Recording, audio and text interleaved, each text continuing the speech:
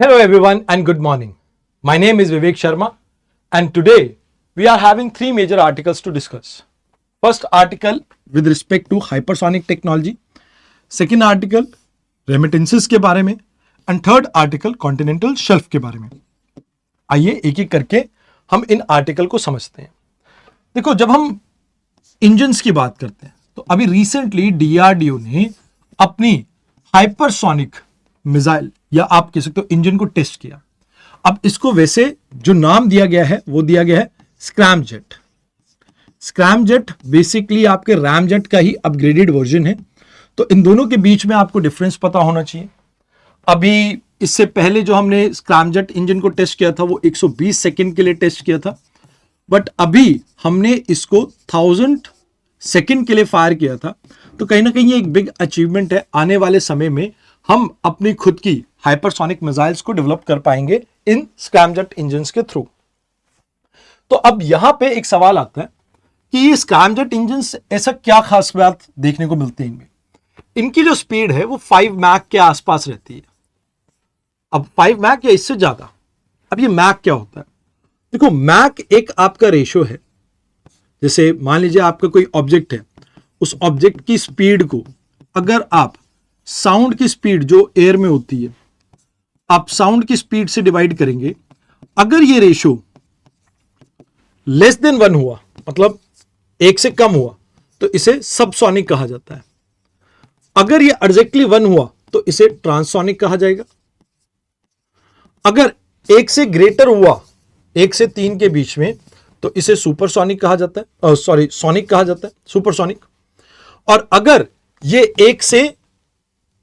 3 से 5 के बीच में हुआ तो इसे हाई सुपरसोनिक कहा जाता है. और अगर ये 5 से ज्यादा आ गया रेशियो तो उसे हम हाइपरसोनिक मिसाइल कह देते हैं. तो ये एक मेजर डिफरेंस है अलग अलग स्पीड के अकॉर्डिंगली कैसे हम ऑब्जेक्ट को नेम करते हैं. तो ये जो आपका स्क्रैमजेट इंजन है, स्क्रैमजेट इंजन में आपको जो स्पीड है वो हाइपरसोनिक स्पीड देखने को मिलती है. बट ये रैमजेट इंजन से कैसे अलग है?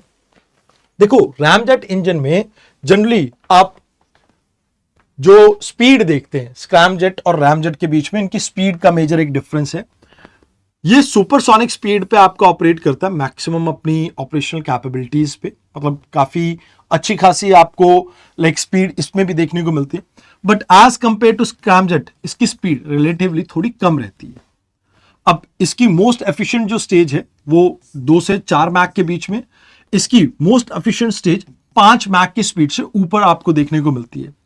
तो मतलब इन दोनों में एक चीज तो आपको देखने को मिलती है कि डिजाइन जो है इसमें, क्योंकि कोई मूविंग पार्ट नहीं है, टर्बोजेट्स में ये मूविंग रोटेटर्स होते हैं जिसके थ्रू आप एयर फ्लो को कंट्रोल करते हो, बट इनमें कोई मूविंग पार्ट नहीं है तो वेयर एंड टेयर आपकी कम होती है यहां पे. बट यस, अगर हम बात करें तो रैमजेट आपके स्क्रैमजेट से सिंपल डिजाइन में है, बट यहां पर स्क्रैमजेट थोड़े कॉम्प्लेक्स हैं. अब कॉम्प्लेक्स क्यों है? क्योंकि यहां पे आप जो आपकी इनकमिंग एयर है उसको आप नैरो डाउन करते हो, और जिससे आपकी यहां पर जहां पर कंबशन हो रही है यहां पर स्पीड आपकी सब सोनिक हो जाती है. मतलब आप ये कह सकते हो कि लेस देन 1 मैक हो जाती है. बट यहां पर आपको थ्रू आउट द स्पीड जो है वो कहीं ना कहीं सुपरसोनिक मेंटेन करनी पड़ती है. तो यहां पर कंबशन स्पीड आपकी सबसोनिक है, यहां पर सुपरसोनिक है. अब दोनों में अगर आप बात करें तो एक और फर्क ये भी आ जाता है कि इनटेक जो है एयर का, जैसा मैंने आपको यहां पर बताया कि इसमें सबसोनिक स्पीड पे होता है, इसमें सुपरसोनिक स्पीड पे होता है. इसमें कंबशन सुपरसोनिक पे होता है, इसमें कंबशन सबसोनिक पे होता है, बिकॉज वो एयर के ऊपर डिपेंड करेगा. अब जो ब्रह्मोस मिसाइल है उनमें रैमजेट इंजन का इस्तेमाल होता है. अब फ्यूचर में जो हम मिसाइल्स बनाएंगे, स्पेस इंजन्स बनाएंगे, उन सब में आप हाइपरसोनिक मिसाइल का इस्तेमाल देखेंगे.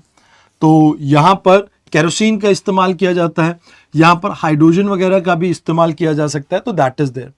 तो ये एक मेजर डिफरेंस है इन दोनों के बीच में.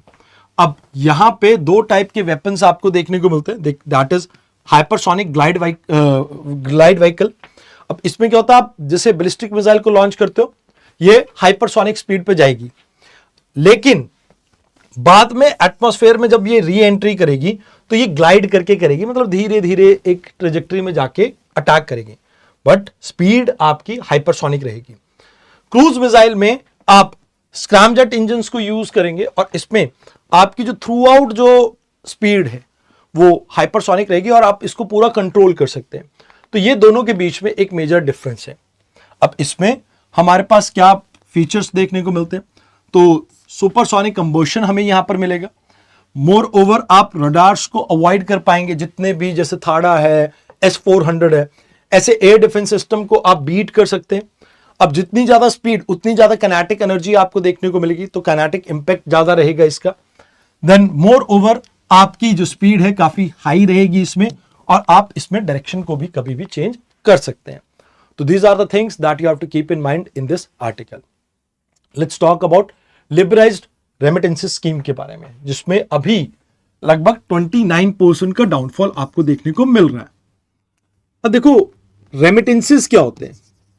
रेमिटेंसेस अगर हम बात करें दो तरह के होते हैं, एक होता है इनवर्ड, एक होता है आउटवर्ड। अब जैसे एग्जांपल के तौर पे यहां पर एक पर्सन है, इसका भाई यूएस में रहता है और इसका भाई यूएस में रहते हुए यहां पर डॉलर भेज रहा है अपने भाई को, इस पर्सन को। जैसे मान लीजिए इसका नाम हम रख लेते हैं चंदू, तो चंदू को ये यहां पर पैसे भेज रहा है, तो ये इनवर्ड रेमिटेंसेस हो गया। आउटवर्ड का मतलब है जैसे अगर ये भाई बाहर स्टडी कर रहा होता और इसको इंडिया से डॉलर भेजे जाते, तो ये आउटवर्ड रेमिटेंसेस हो गया। तो ये लिबरलाइज जो रेमिटेंसेस स्कीम है ये आउटवर्ड फ्लो को कंट्रोल करती है। और जो आपका फेमा एक्ट है, फेमा एक्ट 1999 का, इसके अंडर आरबीआई इसे कंट्रोल करती है। तो यहां पर इसका इंट्रोडक्शन किया गया था स्कीम का 2004 के बाद, मतलब 2004 से इसकी शुरुआत हुई थी। एंड हाल फिलहाल के लिए आप ये मान के चलो हर फाइनेंशियल ईयर में आपके पास लगभग $2.5 लाख आप बाहर भेज सकते हैं। तो ऐसा यहां पे आपको प्रोविजन देखने को मिलता है। तो किन किन केसेस में आप बाहर पैसा भेज सकते हैं, तो एजुकेशन के लिए, इन्वेस्टमेंट के लिए, मेंटेनेंस के लिए, ट्रैवलिंग के लिए, इमिग्रेशन के लिए, इन सब चीजों के लिए भेज सकते हैं। अब इसमें टैक्स कलेक्शन एट सोर्स भी रहता है, जहां पर आप पैसा पे कर रहे हैं वहां पर आपसे कुछ टैक्स वसूला जाएगा। अगर आपका ट्रेवल पैकेज 10 लाख से ऊपर का है तो उसके ऊपर 20% का टैक्स गवर्नमेंट ने इंट्रोड्यूस किया था रिसेंटली। एंड यहां पर आपको पहले अप्रूवल लेने की जरूरत नहीं है, यानी आप ये मान के चलो कि टैक्स कलेक्शन एट सोर्स किया ही इसलिए गया है कि ऑटोमेटेड रूप से अप्रूवल है, बट यहां पर आपको लिमिट के अंदर जो परमिसिबल लिमिट है उस केस में अगर आप परमिसिबल लिमिट यानी 2.5 लाख से ऊपर जाते हैं तो उस केस में आपको यहां पर परमिशन लेनी पड़ेगी। अब कौन कौन इसके लिए एलिजिबल है, तो रेजिडेंट कोई भी हो इंडिया का, जो गार्जियन है माइनर के बिहाफ पे वो, एंड कोई भी फर्म कंपनी इस चीज का इस्तेमाल नहीं कर सकते अपना पैसा बाहर भेजने के लिए। अब इसमें डाउनफॉल क्यों देखने को मिला, कहते हैं कि भाई सबसे पहली बात तो जो डाउनफॉल है सभी जगह नहीं देखने को मिला। ट्रेवल में 33% का डाउनफॉल है, एजुकेशन में 50% का। तो कहते हैं कि भाई सबसे पहली बात जो बाहर की यूनिवर्सिटीज है, यूके, यूएस, कनाडा की, इनमें इंडियंस के जो एडमिशंस है उनके नंबर में कमी आई है, इस वजह से 25% तो शार्प फॉल उसी की वजह से आपको देखने को मिला है। मतलब जो नंबर है 25% से कम हो उसकी वजह से। फिर आजकल लोगों की ग्लोबल इकोनॉमी में अनसर्टेनिटी के कारण पैसा बचाने की वो है कोशिश, तो ट्रिप्स जो है ड्रॉप कर दिए गए, डिले कर दिए गए, उस वजह से आपको देखने को मिल रहा है।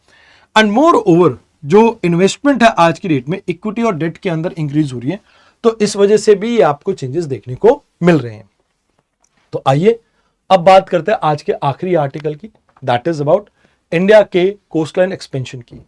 अगर ये एक्सपेंशन हो जाती है तो इंडिया का जो टेरिटोरियल एरिया है और जो यहां पर कोस्टल पार्ट है वो ऑलमोस्ट आपका इक्विवेलेंट बन जाएगा।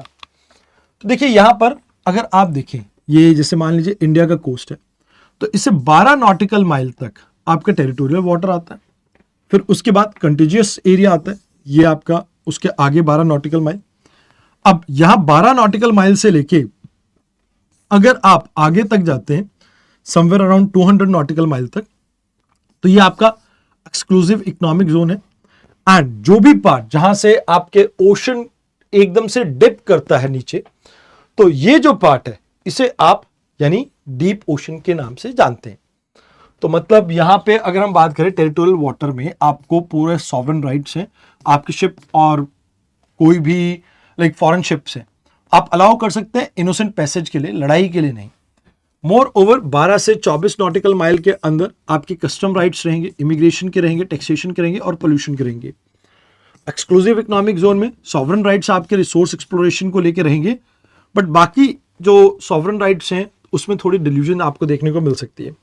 जो ओपन ओशन है वहां पर आपके जो सी राइट्स हैं उसके लिए आपको परमिशन लेनी पड़ती है, आपके पास खुद से वो जो अधिकार होते हैं वो नहीं होते। अब यहां पर क्या हुआ है कि इंडिया ने अरेबियन सी के अंदर 10,000 स्क्वायर किलोमीटर के एरिया को फिर से क्लेम किया है, अपना क्लेम एक्सटेंड करने की बात की है।